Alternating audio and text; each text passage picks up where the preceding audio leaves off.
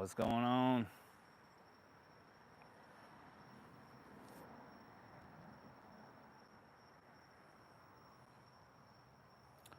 Get that live chat going. Give a few people a second to join in here. Give me a second to get my notes ready.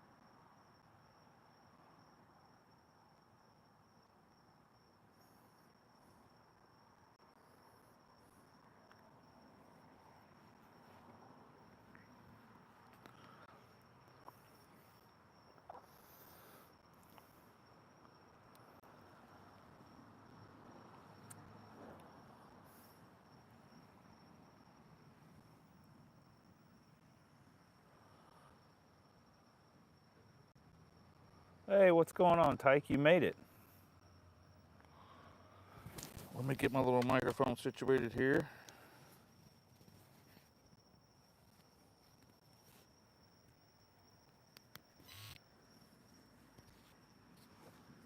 I lost my magnet. Oh, a handy dandy magnet. All right, so we're out here. Whew. Quiet neighborhood. Oh. So as always, this show is brought to you by Deep Roots Raffle Company, elevated excellence, rooted in integrity and reliability. I was surfing through their social media today, in particular their Instagram, and I saw a nice rifle they built for a guy last year that was in 7 PRC, and I'm torn. Done some looking into those PRC calibers, and I'm torn between 7 PRC or 300 PRC, although it seems to be quite a few more companies offer that 7 PRC in some of their rifles than they do the 300 PRC. I don't know. We'll see. Go with one of those probably on the next hunting rifle. Whenever I get around to that one, I want to get some black powder stuff built first. Mic is popping a little. Let's see. Is that better if I just hold it?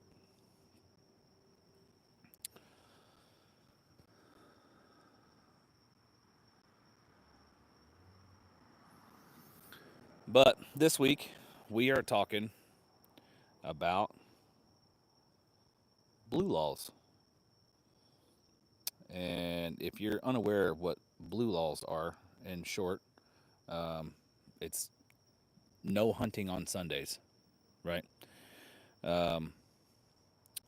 The origin of hunting-related blue laws started around the 1700s, the 17th century, when American colonies enacted laws restricting commerce, labor, and recreation activities on Sundays. Hunting bans on Sundays were primarily rooted in religious observance and the idea that both humans and wildlife should have a day of rest. Now, I don't disagree with that, but I think at that time too, we've also since then kind of gone to the traditional 5-day work week. Give me a second while I fix this microphone. We've gone to a more traditional five-day work week, where we don't. And hunting is more recreation than it is purely for sustenance. So, the big problem I have with the blue laws is you take a season like turkey season where you've really only got a month, in most places, month to 6 weeks. And out of those, we'll say you got 6 weeks. Out of those 6 weeks, you're getting 12 whole days, Saturday and Sunday, where your regular working man 5 days a week, 8 hours a day, can actually get out and hunt some birds without taking vacation. Obviously, if it means enough to you, you'll take vacation. I'd take vacation to deer hunt. I'd really take vacation to turkey hunt. But dang mosquitoes. So out of the 6 weeks, you get 12 days. Now, if you've got blue laws that are telling you you can't hunt on Sundays, now you've only got 6 days out of the, what is that? 42 days you could be hunting. So that sucks. And I'm not a fan of that. And then you have states that are a bit weird. Like, let's see. Maine is no hunting on Sundays. Massachusetts, no hunting on Sundays. Connecticut, no hunting on Sundays, except for deer hunting on private land with a bow. See, what? If it's a noise thing, like, I don't understand that. Very strange. There are a lot of states that are moving to do away with it.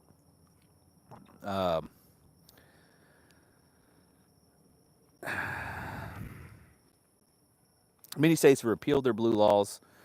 Some still impose hunting restrictions on Sundays. The level of the restriction varies, with some states allowing limited Sunday hunting in private land or specific species. So, yeah, great example. A lot of states, it's still legal to hunt deer with a bow. I think I was talking to AJ about this, my buddy AJ, about this, being able to hunt deer on Sundays with a bow in North Carolina, even though, like, that's legal, but during certain hours or rifled and so far from a church.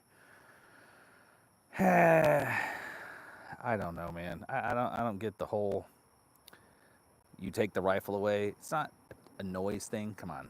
We're not out here hunting with belt-fed machine guns causing a big racket. One bang. I mean, I get you want to do a distance from a church. That's fine.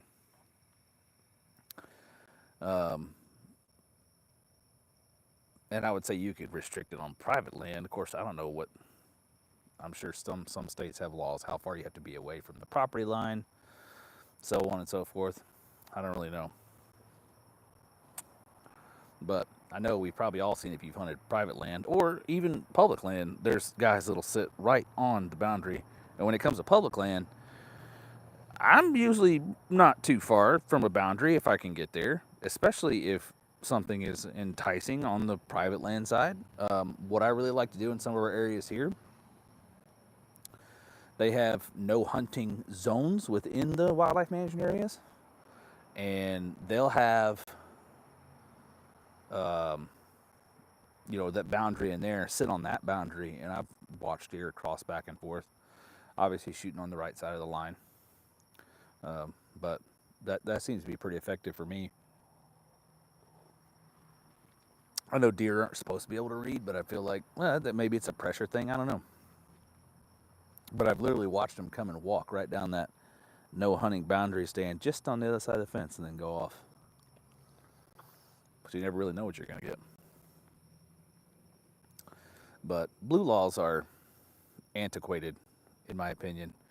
If you want to, observe, go to church on Sundays, I know there's a lot of, like, waterfowl hunting, for example. My buddy Briar, he gets out, he goes duck hunting on Sunday morning, and then makes it back in time to go to church. Church, a lot of places starts at 10, 11 o'clock. I mean, your morning flight, unless you got a really late flight, it's done by 9, if not earlier. So you got time to get out there, shoot a limit, and get back. You make time for the things you want to do. And two, what if I want to go to church Sunday morning, and then I want to go to the deer stand Sunday afternoon? Come on, man. I could have that, right? I don't know. Luckily, we don't have them here. I think the closest state, let's give it a look-see.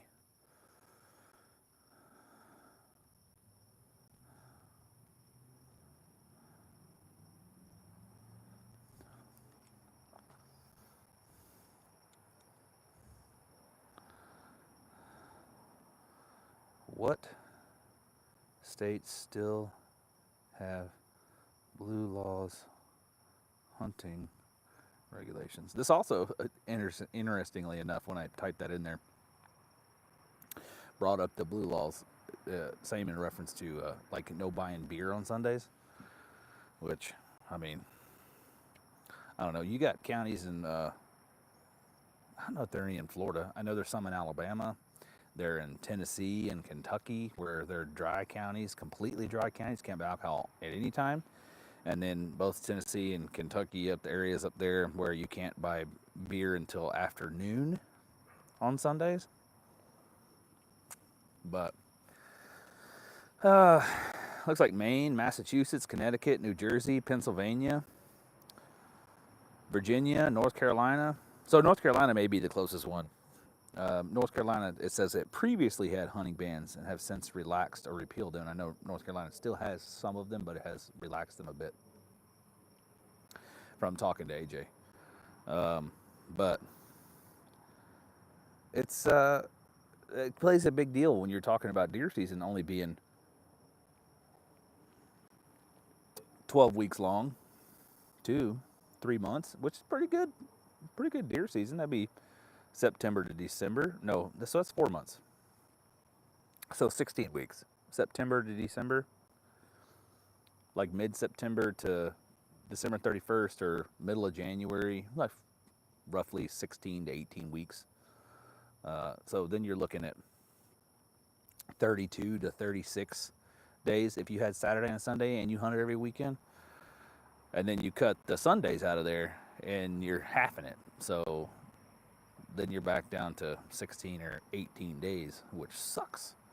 Of course, in there somewhere, I guess you get a few holidays. So a little better here or there, but still, like I hate, and I had it brought up to me about North Carolina. We talked about going up there for a duck hunt, and some of the guys did. I didn't go that time, but Ohio deer are huge. Yeah, they are huge. Ohio deer are huge. Does Ohio have blue laws? I don't think they do. I got to make my way up to Ohio to hunt some deer. But that's when it was brought up to me. North Carolina has blue laws, and that we couldn't duck hunt on Sundays on public waterways. I was like, oh, well, that sucks. You were planning a 3-day trip, and there goes a whole day of the 3 days we're going to hunt. That was initially going to be show up, hunt Friday, Saturday, Sunday, come home Monday morning. Well, at that rate, we'll just hunt Friday and Saturday and come home Sunday and save a day of vacation. I don't remember what the guys ended up doing, but yeah, I'm not going to stay an extra day just to ride around North Carolina, coastal North Carolina. But I don't know, man. I'm not for any laws that restrict your ability to hunt.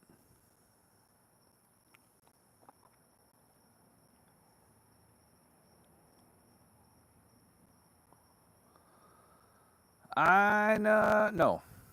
What about the days in August for the velvet hunt?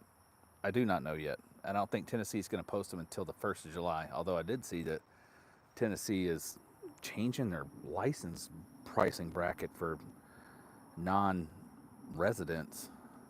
So we'll see how that plays out. I can't tell if it's going to be about the same price or extremely expensive. You know, Christopher, I've heard Arkansas has a lot of ducks. I'm not a big duck hunter, but I do like duck hunting.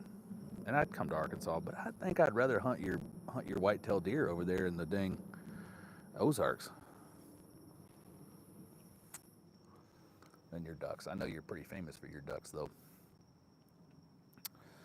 But it's still to be determined what the dates are going to be for that Tennessee velvet hunt this year. But I think we're going to go. The Patreon group guys are going to go. There's going to be, I think, 4 or 5 of us now at this point. I will do, Jessica. I appreciate it.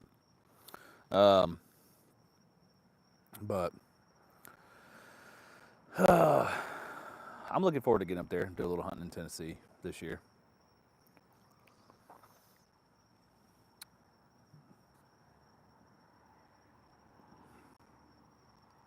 It's going to be a good time. There's a lot of strange hunting laws. Let me see if I can find some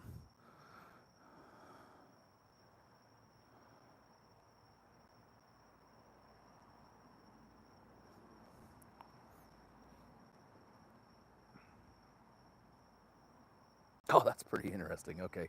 So, Oregon has a law, evidently. You can correct me on this.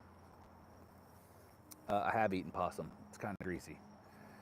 Um, that it's illegal to hunt in cemeteries, likely for obvious reasons. It says, but I have a funny story about that. So we have, I mean, I guess how you define the cemetery. I'm not sure what is defined as a cemetery. We've hunted several places in Georgia, leased and hunted several places in Georgia where on the property was a historic family cemetery. Um, One of them, we didn't even know it existed until they clear cut a large portion of the property. And then we're looking out, we're like, why is that stand of pine trees still standing in the middle of all this? It's because it was a cemetery. And we did hunt near it.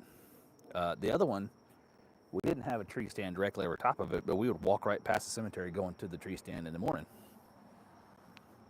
It was kind of centrally located on the property. I've come across old cemeteries on public land. Typically on public land, they're fenced off. And there'll be, I don't know, 5, 6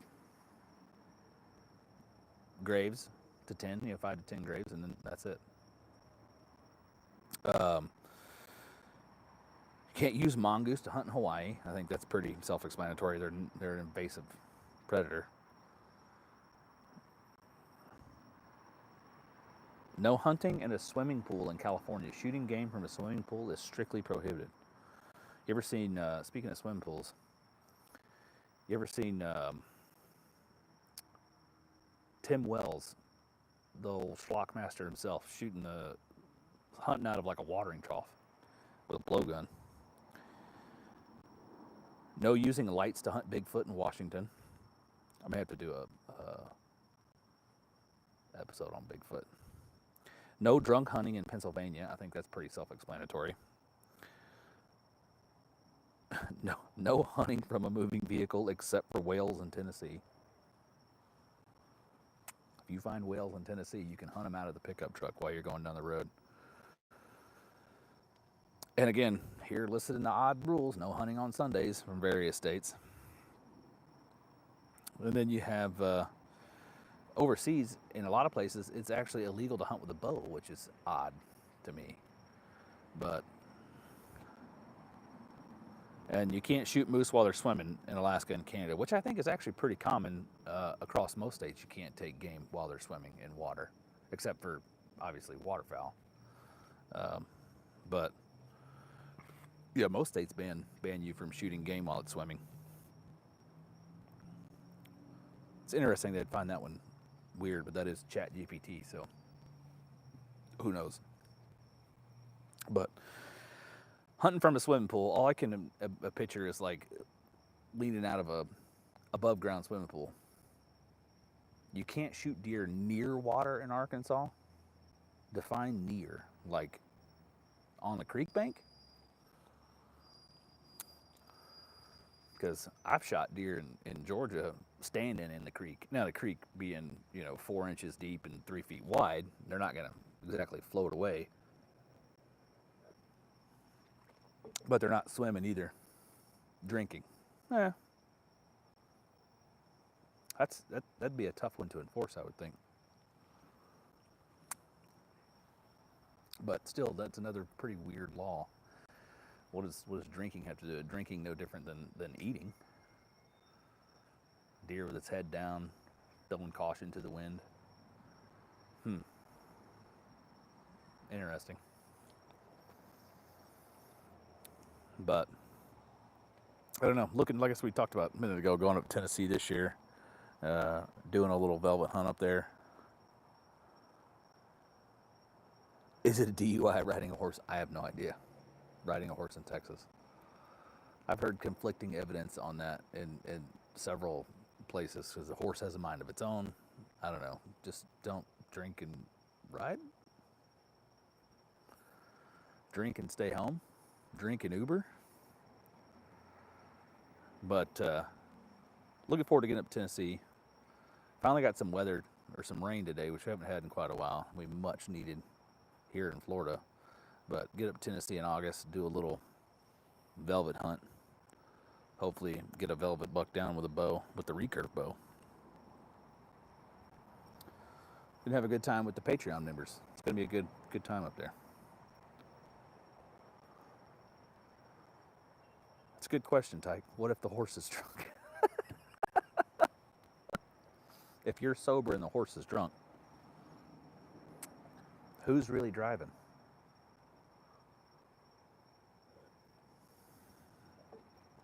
Oh. But we'll make our way up there, have a good time, hunt some of the old stomping grounds we've hunted in the past when I lived up there. Hopefully put some meat in the freezer and some velvet horns on the wall. I'm not passing a good 6-point if I see one. I'm not against it. Maybe on day 1, but not on day 2. Maybe the morning of day 1, but not the afternoon of day 1. Probably not at all. Let's be honest. Oh, well, that's another one in the books. Weird hunting laws, and the blue laws was the main topic of discussion there. You can, you listen to what we got going on this week. We talked with Tennessee Bass Nation. The podcast comes out tomorrow, and it was a lot about keeping a finger on the pulse of the legislative stuff going on in your state around hunting and fishing. Not every bill that's brought up is brought up with ill intent. It's just not well thought out, which is the main thing we talked about with the bill we specifically talked about. The Tennessee Bass Nation rose up and brought their audience to bear, their group members to bear, and got pushed back because that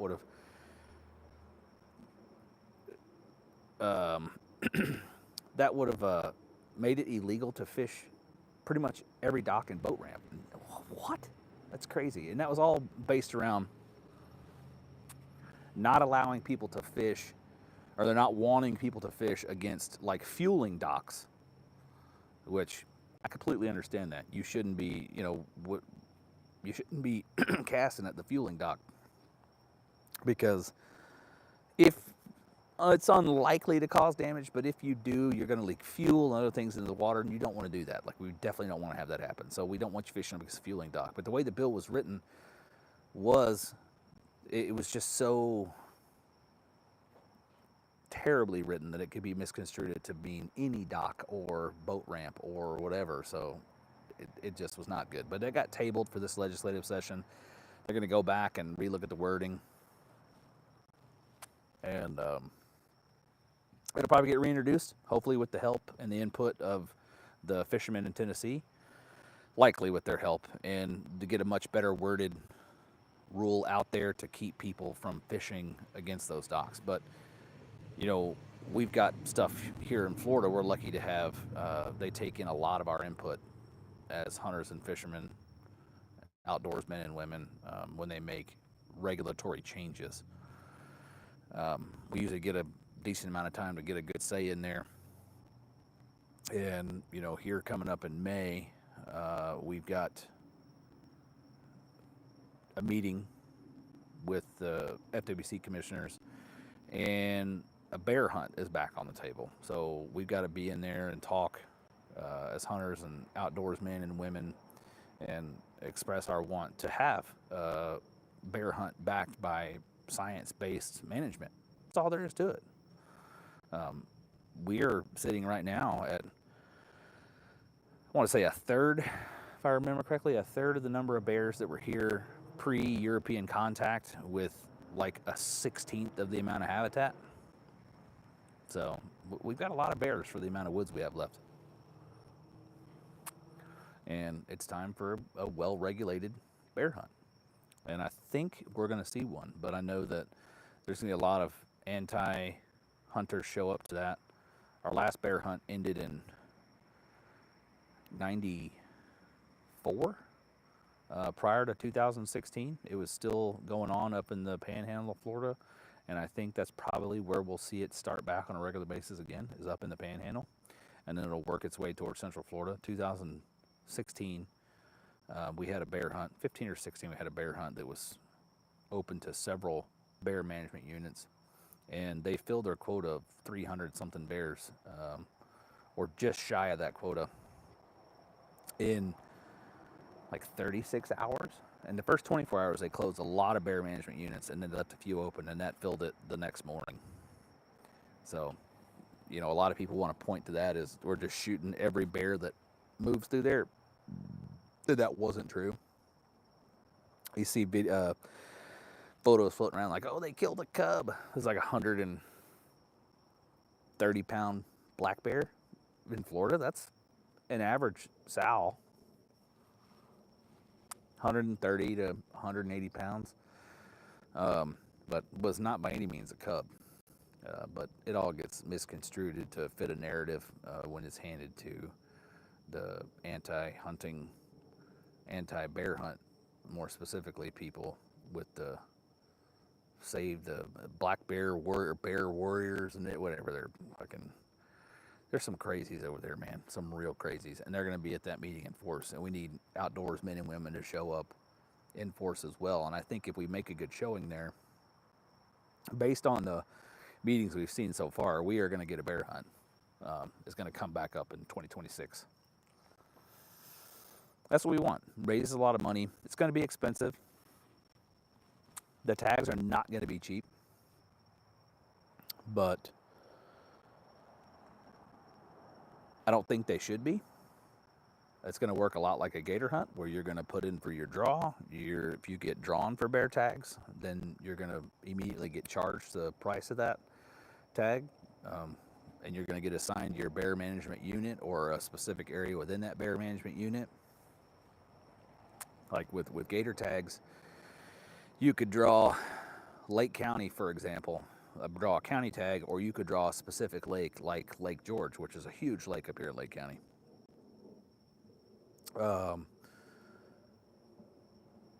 And the same thing's going to happen with the bear hunt, where you could draw, the way I understand, you can draw a county, or you can draw a specific wildlife management area inside that county you got to hunt in. So we'll see how it goes. I'll be there. If you're there, come find me, say what's up. Maybe we'll get some lunch together or something like that. Be a good time. But got a good podcast coming out tomorrow, like I said, with Tennessee Bass Nation. And then next week is going to be Trey Larson with Florida Game Recovery, talking drones and using drones to find down deer. So that's going to be fun. And that's going to be later on in April. Tomorrow is Tennessee Bass Nation. So you guys tune into that on the podcast feed. And if you caught this late, you can either re-watch it on YouTube when we're done, or you can pick it up Wednesday in your podcast feed as the UPO live on air. But other than that, I got nothing else. We'll catch you guys next week.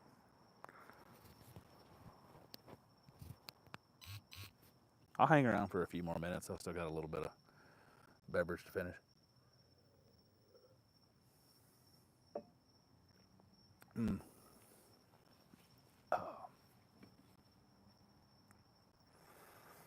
These mosquitoes are getting rough out here. It's about that time of year, and especially with this rain. I don't know if you guys keep seeing them fly past my head. Got the tiki torches going back here, but it's helping a little bit, but not too much. I'm going to start wearing bug spray to sit out here.